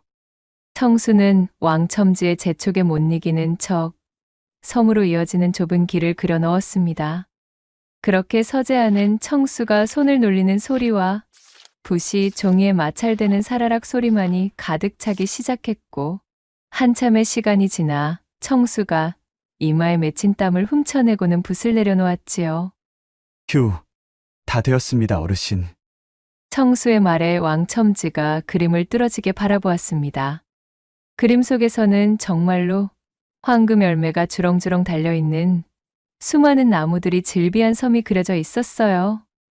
섬은 마치 살아 움직이는 듯 나뭇잎을 흔들어대며 왕첨지를 유혹하고 있었답니다. 참으로 이것이 다 내 것이라는 말이로구나. 이게 꿈은 아니겠지. 물론입니다. 자, 여기 길을 만들어 두었으니 한번 섬까지 나서 보시지요. 청수가 왕첨지에게 손짓하며 그림 속의 길을 가리킨 채 부추겼고, 눈앞에 황금이 뿜어내는 금빛 자태에 눈이 멀어 앞뒤 가릴 새도 없었던 왕첨지는 그렇게 덜렁 그림 속으로 뛰어들어 버렸습니다. 왕첨지가 나무에 달린 금빛 열매를 손으로 만져보며 외쳤어요. 우아하하하, 정말이로구나. 정말로 손에 만져진다. 손에 힘을 실어 열매를 뚝 따내자 열매가 맺혀 있던 자리엔 금세 새 열매가 자라 탐스러운 금빛을 뿜어내는 것이었지요. 그야말로 무한의 금밭이라는 것이 이러한 것이로구만. 나는 이제, 아니, 우리 집안은 대대로 부자로세. 그림 속으로 완전히 빨려 들어간 왕첨지가 흥에 겨워 소리치는 사이 청수는 묶여있던 효율을 풀어주고는 제 품으로 꼭 끌어안았어요. 괜찮아. 이제 다 끝났어. 청수는 효율의 머리를 쓰다듬으며 말했습니다. 효율은 여전히 두려움에 떨고 있었지만 청수의 품에 안기니 마음이 진정되는 듯 했습니다. 몸을 움직일 수 있게 된 효율이 잔뜩 난처한 표정이 되어 말했지요. 고마워, 청수야. 네가 날 구하러 와줬어. 하지만 참으로 연목이 없구나. 내가 저작자에게 잡히는 바람에 사사로운 일에 너의 능력을 사용하게 되었으니. 걱정하지 마, 효율아. 내게 다 생각이 있어. 내가 아니라 너의 용기가 너를 구한 거야. 넌 내가 왕첨지에게 굴복하지 않도록 힘을 줬어. 효율의 등을 두드려주며 그녀를 위로한 청수는 몸을 돌려 자신의 보따리 쪽으로 뛰어갔어요.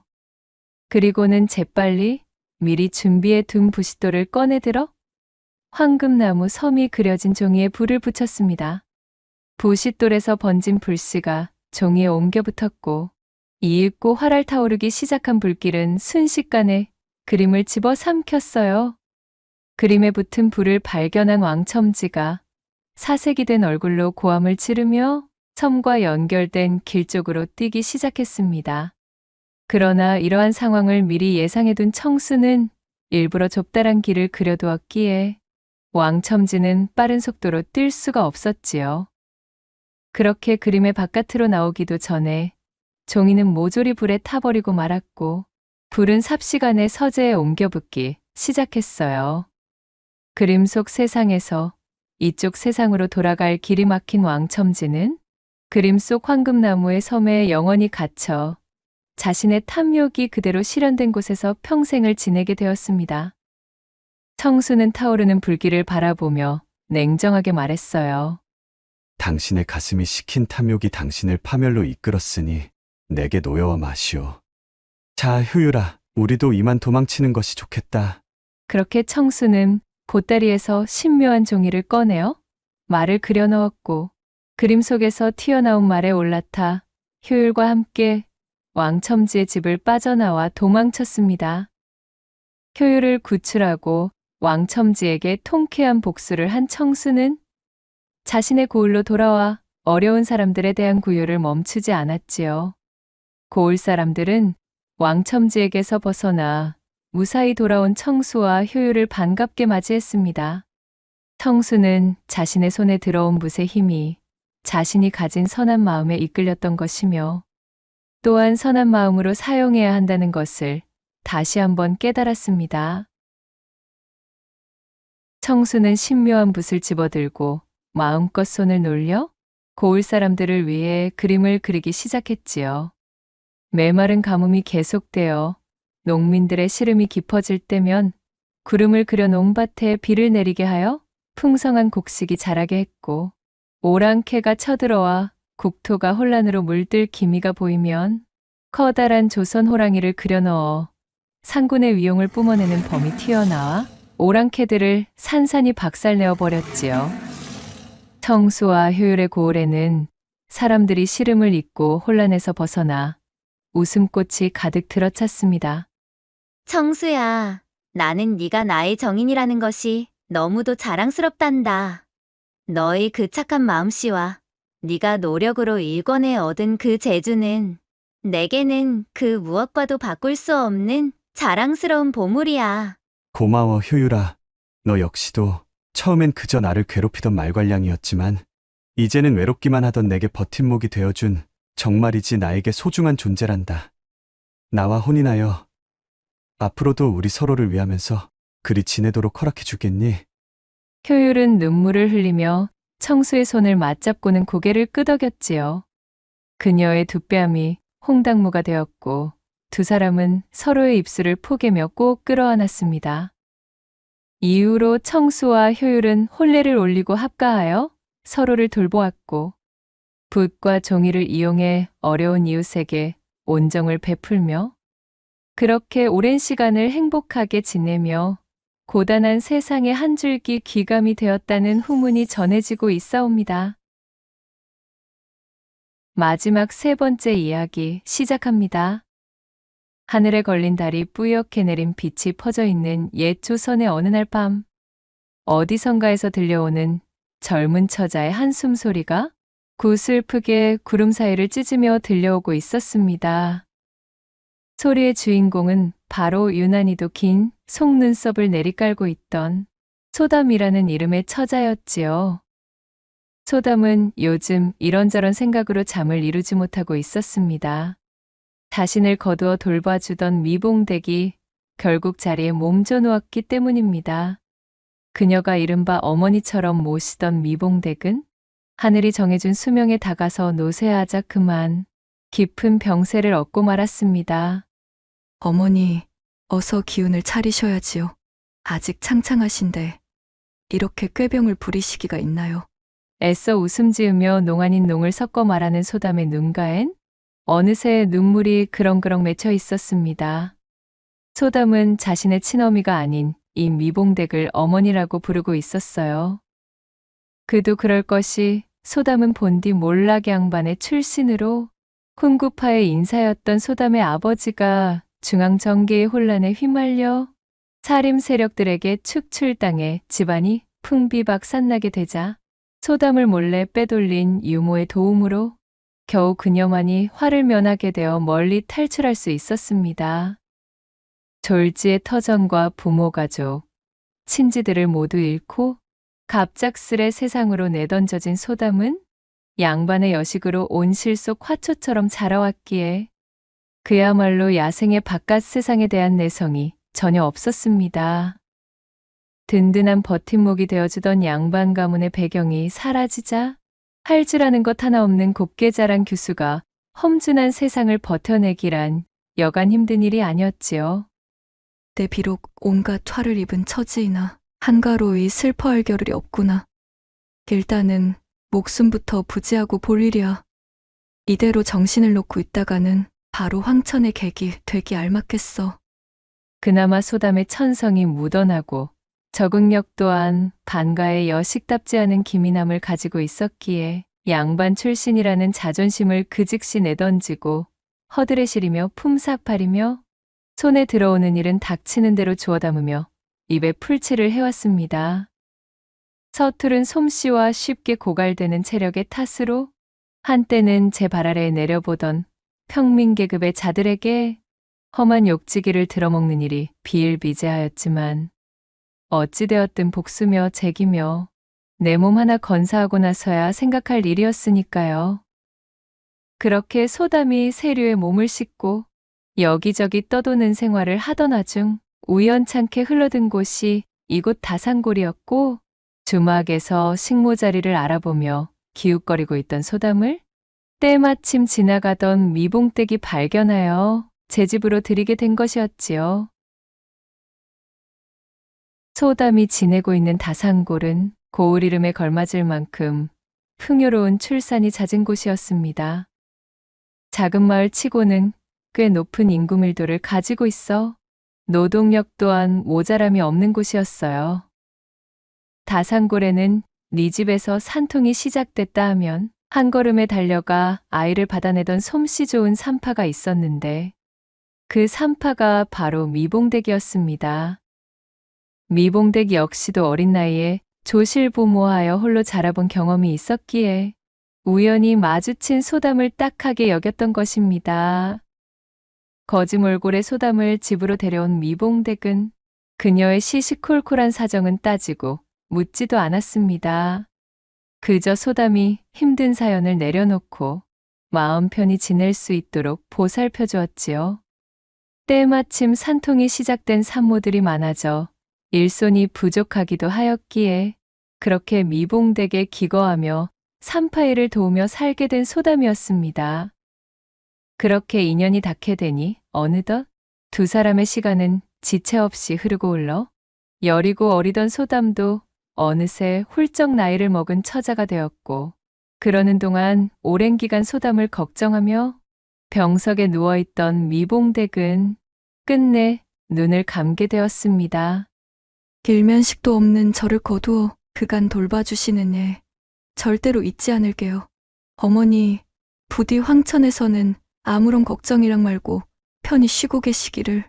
미봉댁의 장례를 융숭이 치른 소담은 자연스레 미봉댁의 일을 이어받아 다산골의 산파로 자리를 잡게 되었고 그렇게 꽃다운 나이가 무르익어도 시집갈 생각 하나 없이 자신을 보살펴준 미봉댁의 명맥을 잇는 것만을 중히 여길 뿐이었지요.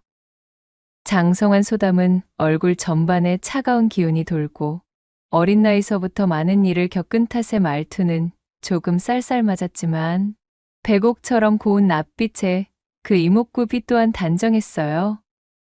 특히 여느 여염집 안악들과는 달리 허리가 매우 잘록하여 마을 사내들의 눈길을 한 몸에 끌고 있었습니다. 그러나 소담에게 그들의 시선은 거추장스럽고 불편한 간섭일 뿐이었지요. 간혹 밖으로 외출이라도 나갈 때면 눈을 바닥에 내리깔고 다녔고 누군가 소담에게 말이라도 건네면 예와 아니요 식의 단답형 대답만 쌀쌀맞게 돌아올 뿐이었습니다. 그러나 이것이 또 희한하게도 마을의 사내들에게는 색다른 매력으로 작용해 소담의 집은 늘 그녀와 혼담을 맺고 싶어하는 사내들의 시주를 받은 매파의 방문이 끊이지 않았답니다. 이보게, 소담 처자 집에 있는가? 돌아가셔요. 일 없습니다. 시집 같은 것은 가고 싶지도 갈 생각도 없으니 그리 아셔요. 매파가 들이닥쳐 혼담의 이야기라도 꺼낼라 치면 소담은 등을 떼밀며 매파를 문 밖으로 쫓아냈습니다. 사실 이처럼 소담이 꽉 찬 나이에도 시집을 가지 않으려는 연유가 있었어요. 미봉댁의 배려로 그녀의 집에 자리를 잡은 뒤로 그녀를 따라 산파일을 도우며 아이를 받으러 다니기를 수년째 지내다 보니 수많은 여인들이 출산을 위하여 버선을 제 입에 물고는 온몸에 굴다란 생땀을 쏟으며 몇 날 며칠 산통에 시달리는 것을 고스란히 지켜보며 성장했던 소담이었습니다. 또한 적지 않은 여인들이 아이를 낳다가 불의의 화를 입는 것 또한 심심찮게 보았기에 이 모든 사달을 만든 장본인인 남정네들, 사내는 모두 짐승과 같은 야만스러운 존재이며 상종할 이유가 없다는 것이 바로 이 소담의 가슴에 깊게 박힌 생각이었던 것입니다. 도대체 무슨 생각인지 잠깐의 여흥 뒤에는 일이 힘들고 고통스러운 일들이 기다리고 있는데 어찌하여 여인들은 야음이 찾아오면 바보같이 사내와의 통정을 포기할 줄을 몰라 또다시 실수를 저지르고 만다는 것인가. 다산골 최고의 철옹성인 소담이 이렇게 단단한 수비벽을 치고 사내 보기를 돌멩이처럼 대하였지만 굳게 닫힌 성문을 열고 그 안에 숨겨진 깊은 우물을 탐하려는 짐승들은 항시 있기 마련이었으니 다름 아닌 다산골 천하의 한량으로 통하고 있던 오진사였습니다. 오진사는 흡사 혀에 꿀을 바른 것과도 같은 미끈거리는 말솜씨와 장깨로 그가 점찍 얻은 여염집마다 아주 초토화가 되어버린다는 망측한 소문이 꼬리를 물고 쫓아다니던 장안 최고의 한량이었습니다. 내 진작부터 저 소담이라는 이름의 산파에 대한 소문은 익히 들어와 잘 알고 있지. 듣던 대로 굉장히 오묘한 매력을 풍겨대는 신비로운 여인이로고, 그러나 그 냉랭하고 철두철미하게 사내의 접근을 막아서는 태도가 가히 국경성문에 걸어둔 빗장만큼이나 단단하고 굳게 걸려있다는 후문이던데. 이거 오래간만에 또 무적행에 처박아둔 승부욕이 활활 타오르며 나를 용서슴치게 만드는구나. 오진사는 자신의 턱을 쓸어만지며 소담에 대한 열정을 드러내매 주저함이 없었답니다.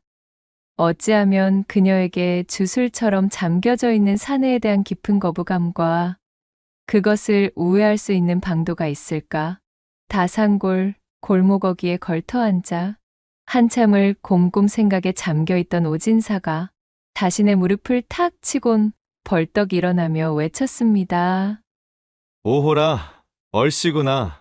아무래도 그 할멈에게 손을 벌리면 되겠구만. 오진사는 도포자락이 휘날리도록 발걸음을 놀려 다산골 경계 끝의 산자락 외딴집에 혼자서 기거하고 있는 노파 염씨의 집으로 찾아들었습니다. 접근하기가 쉽지 않은 산자락 안쪽에 집을 둔 염씨는 사람들과의 접촉도 끊은 채 홀로 유유자적 지내고 있는 마을 경계의 고령자 중 한 명이었지요. 이 염씨에 대한 신변이나 사연에 대해선 알려져 있는 바가 많이 없었던 다소 수수께끼에 쌓인 인물이었어요. 다산골 쪽과는 왕래가 크지 않아 다산골 주민 중 노년층을 제외한 대다수는 이 염씨를 잘 알지 못하는 경우가 많았습니다. 그리고 오진사는 바로 그 점을 이용하려는 것이었습니다. 가파른 산을 헤쳐오느라 제 집 앞에서 숨을 몰아쉬며 벌레를 씹은 얼굴이 되어 있는 오진사를 발견한 염씨가 빈정거림에 물이 오른 듯한 목소리로 말했습니다. 아니, 이게 누구시오? 한량 중에 한량이신 오진사 나으리 아니시오? 해가 서쪽에서 뜬단 말인가? 어인일로 오진사 나리께서 이 늙은 쇠뇌에 누추한 거처까지 이리 몸소 찾아오셨소? 오진사는 대답 대신 땀을 닦으며 싱긋이 웃었지요. 그리고는 대뜸 도포자락에서 두툼한 엽전꾸러미를 꺼내서는 염씨의 손에 덥석 쥐어주며 말했습니다. 원참, 그 표독스러운 혓바닥은 여전하시구려. 그러지 말고 이리 가까이 좀 와서 그 귀 좀 빌려줘 보시오. 염노파가 나를 좀 도와야 할 일이 있소이다. 내 이번 것만 잘 해주시면 넉넉하게 한 번 더 셈을 치러주겠소. 이튿날 저녁 나절, 누군가 밖에서 소담의 집 살인문을 두드리며 요란을 떨고 있었습니다. 집에서 쉬고 있던 소담이 옷매무새를 가다듬고는 밖으로 나와 보니 노파 염씨가 헐레벌떡 애가 다른 모양새로 안절부절 중이었지요. 뉘십니까? 무슨 일이신데 해가 저무는 시각에 남의 집을. 소담이 미처 말을 다 끝내기도 전에 염씨가 다급한 목소리로 말했습니다. 여보게, 처자가 다산골 산파 맞는가? 나 좀 제발 도와주시게. 시집간지 얼마 되지 않은 딸애가 배가 차올라 보름 전쯤 우리 집에 요양하며 해산하러 왔는데 진통이 시작되었는지 지금 아주 난리가 났다네. 좀 서둘러 나서 주시게. 부끄럽지만 나는 홀로 칩거하며 살아온 지가 오래라 이 나이 먹도록 아이를 받아본 적이 한 번도 없지 뭔가. 염씨의 말을 들은 소담은 단박에 표정이 바뀌며 출산 준비 물품들이 들어있는 손보따리를 빠르게 싸들고는 외쳤지요. 이럴 것이 아니라 어서 앞장서셔요. 따님 상태가 그러하다면 지체하고 있을 여력이 없는 시간 싸움입니다. 그리하여 소담은 염씨의 안내를 받아 산허리를 돌아 산자락에 위치한 외딴집까지 부지런히 걸음을 옮겼습니다. 그녀는 산중에 홀로 지내던 노파 염씨와는 그간 일면식도 없었기에 산기가 찾아온 딸이 있다는 염씨의 말에 산부가 걱정되어 아무런 의심도 없이 따라 나선 것이었지요. 이윽고 염씨의 집에 도착하여 살인문에 들어서자마자 방 안에서는 통증에 잔뜩 지쳐 끙끙 앓는 듯한 소리가 흘러나오고 있었습니다. 어째 산부의 목소리가 가득 잠기고 영탁한 것이? 어서 서둘러야겠습니다. 할멈은 따뜻한 물과 깨끗한 천을 준비해 주시고. 노련한 움직임으로 염씨에게 이것저것 주문을 하며 산부의 목소리가 흘러나오던 방 안에 들어선 소담은 칠흑처럼 어두워 아무것도 보이지 않는 방 안을 확인하고는 당혹스러운 표정이 되어 말을 이었어요. 아니, 일이 어두워서야 아무것도 보이질 않는데. 첩첩산 중이라 빛이 전혀 닿지를 않으니 아무래도 안 되겠어요. 산모를 돌보려면 최소한 뭔가 좀 보여야 일을 시작할 터인데. 애타는 자신의 외침에도 어쩐 일인지 염씨가 대답이 없자 소담은 염씨를 채근하며 다시 한번 소리쳤지요. 저기 할멈, 넋놓고 그리 계시면 어찌합니까? 따님은 지금 한시가 급하단 말입니다. 촛불이라도 좀 켜시든가 아니면 호롱불 심지라도 좀 올리셔야 될 것 같은데요. 그러자 잠자코 듣고 있던 염씨가 능청스럽게 대답했습니다. 우리 집에 추같이 귀한 물건은 없고 호롱불 심지도 어디에 처박혀 있는지 기억이 가물가물하네.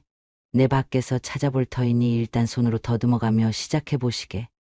아, 산파 양반이야 하도 많이 받아보았으니 손에 이거 있지 않은가? 불을 밝힐 것을 찾아본답시고 나간 염씨를 뒤로하고 출산통의 신음소리만 가득한 컴컴한 방에서 소담은 더듬더듬 방바닥을 짚어가며 이불 속에 누워있는 산부를 찾아냈습니다. 자, 나는 다산골 산파로 있는 사람입니다. 출산을 돕기 위해 왔으니 힘드시겠지만 조금만 참으셔요. 내가 신호를 주면 그때부터는 바로 힘을 주시면 됩니다. 어둠이 내려앉은 방 안에서 아무것도 보이지 않는 상태였지만 그간의 경험과 노련미로 소담은 손끝에 신경을 집중하여 산부의 배 부위를 찾아 쓰다듬었습니다. 태아의 상태를 확인하기 위해서였지요. 헌데 무언가 이상했습니다. 산부의 배가 출산을 앞둔 사람치고는 그닥 부르지 않았던 것이지요. 이를 이상하게 생각한 소담은 고개를 갸웃거리며 산부의 호치마를 주섬주섬 걷어올렸습니다. 산부의 허벅지가 손끝에 느껴졌고 이윽고 무성하게 자라있는 숲풀 속에서 부드럽고도 생경하니 물컹한 감촉이 손에 들어왔습니다. 소담은 그야말로 깜짝 놀라고 말았습니다. 어머, 이게 뭐야? 아니, 벌써 아이가 나오고 있는 겁니까? 방안이 칠흑이니 아이의 어느 부위인지 확인할 길이 없네? 할멈, 불을 밝힐 것은 아직이요? 서둘러 주셔요. 소담이 다급하게 염씨를 부르며 허리를 굽혔으나 방 밖에서는 감감무소식이었지요. 아니, 어찌 저 따위 어미가 다 있나 그래? 제 여식의 출산인데 저리도 무심하다니? 그리 생각하고는 혀를 차며 이맛살을 찌푸린 소담은 어쩔 수 없이 손끝에 더욱 신경을 집중하여 그간 몸으로 다져온 감각들을 총동원해 아이를 받을 준비에 돌입했습니다. 헌데 아까부터 어쩐지 산부의 사타구니에 손을 넣어 촉진을 한 이후로 대체 내 기분이 어찌 이러지? 생전 처음 느껴보는 신묘한 기분이 되니 연유를 알 길이 없어. 참으로 요상하구나. 이날 이때까지 소담이 제 손으로 받아본 아기가 수도 없거늘 이번의 아기는 참으로 신통하고도 요상하기 짝이 없었습니다. 여전히 빛 한 줄기 들어오지 않는 시커먼 어둠 속의 방 안에서 감각에만 의지한 채 소담이 산부의 허벅지와 숲풀 사이를 헤집고는 한껏 용을 쓰며 손을 놀려 아이를 덥석 쥐어들자 마치 번개가 직격으로 내리치기라도 하듯 소담의 온몸을 짜릿하니 불꽃으로 휘감는 듯 훑는 것이었지요. 도대체 이게 무슨... 소담은 다리에 힘이 빠지고 등줄기로는 식은땀이 타고 흘렀습니다. 온몸은 불덩어리가 되어 잔뜩 상기되었어요. 정신을 가다듬고 다시 한번 아기를 만지던 소담은 한 번 더 놀라지 않을 수가 없었습니다. 자신의 손에 축축히 만져지는 이 부분이 도대체 아이의 어느 부위인지 짐작조차 가지 않는 것이었지요. 아기의 머리 부분이라기엔 턱없이 작고 아기의 손이라고 하기엔 또 손가락이 하나도 만져지질 않았습니다. 양수로 추정되는 액체가 듬뿍 묻어 소담의 손 안에서 미끈미끈대며 요리조리 움직이고 있는 이 부위는 도통 신기하기 짝이 없는 형태와 일찍이 소담이 한 번도 접해보지 못한 촉감이었지만 희한하게도 그 온도만큼은 타는 숯마냥 뜨거웠습니다. 이 손으로 만져도 저 손으로 만져도 도무지 알 길이 없는 와중 소담은 점점 제 얼굴이 달아오르는 연유를 헤아리지 못하고 있었지요. 그러자 지금까지 잠자코 있던 산부가 몸을 쓱 움직여 소담에게 다가섰습니다. 칠흑의 어둠 속에서 산부의 손에 이끌린 소담은 마치 비몽사몽과도 같은 형세가 되어 도대체 아까부터 내가 왜 이러지? 라는 소리만을 중얼거리며 눈을 지그시 감고 방바닥에 몸을 뉘기에 이르렀지요. 이 어두운 방에서 소담의 손에 맡겨져 있던 염씨의 딸이자 산부. 아니, 염씨를 매수하여 1년에 잘 짜여진 각본을 토대로 산부인 척 누워 있었던 산에 오진사의 계략이 먹혀 들어간 것이었습니다. 그간 한 번도 사내의 대들보를 경험해 본 적 없던 소담이 칠흑의 공간 속에서 그 신묘한 절구대를 처음 손으로 느껴본 감각은 그녀를 어지럽게 하기에 충분했지요. 그리고 오진사는 표독스러움이 모두 빠진 채 바닥에 누워있는 소담을 놓칠 위인이 아니었습니다. 이윽고 소담의 달뜬 옥굿을 구르는 소리가 산천을 뒤덮었고 제 몸에 일어난 불같은 변화에 정신을 차리지 못하고 있는 사이 소담은 자신도 모르게 두 팔로 오진사의 등을 감싸 안았지요. 그렇게 혹독하고도 짜릿한 폭풍이 지나갔고 한동안 까무러치듯 어두운 방바닥에 누워있던 소담이 이내 눈을 뜨고 정신을 차렸습니다. 주변에는 노파 염씨도 아이를 출산하려던 산모도 그리고 오진사도 없는 고요한 밤 공기만이 남아 있었습니다. 소담은 천천히 치마끈을 정리하며 방을 나서 바깥의 하늘을 올려다보았습니다. 야음이 짙게 깔린 산천의 차갑고 명쾌한 공기가 소담의 코밑을 간지럽히고 있었습니다. 자신의 머리를 한번 슥 쓰다듬으며 아직도 채 가시지 않은 붉게 상기된 얼굴을 들어올린 소담은 부끄러움과 신비로움이 묻어있는 표정을 하고는 작게 중얼거렸지요. 아녀자들이 산통으로 까무러칠 때는 치더라도 이 맛을 잊지 못해 그렇게도 통정을 나누며 아이를 가지는 것이었구나. 오진사의 계략 덕에 늦음하기 음양하빌의 커다란 이치를 깨닫게 된 소담은 어쩐지 시원섭섭해진 모습이었으나 산자락을 내려오는 그 발걸음만은 몹시도 경쾌해진 모습이었지요.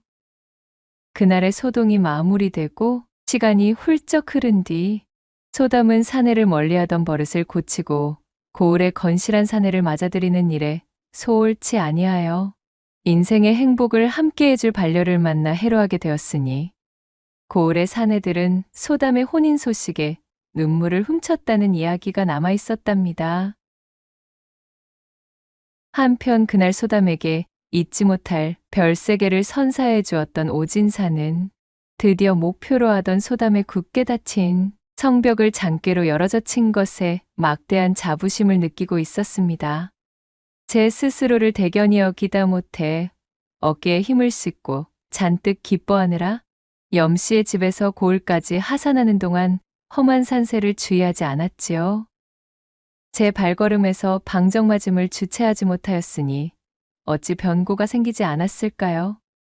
그만 천길 낭떠러지를 피할 길 없이 실족하여 불귀에 객이 되고 말았으니 고을에서는 갑자기 자취를 감춰버린 한량 오진사에 대한 소문만이 무성하였으나 끝끝내 그를 다시 본 사람은 아무도 없었더라는 후문이 옵니다. 낭독해드린 이야기가 마음에 드셨다면 구독과 좋아요, 댓글로 야담상회를 응원해 주셔요. 늘 잊지 않고 야담상회를 찾아주시는 마님과 선비님들 시청해 주셔서 참으로 감사하옵니다.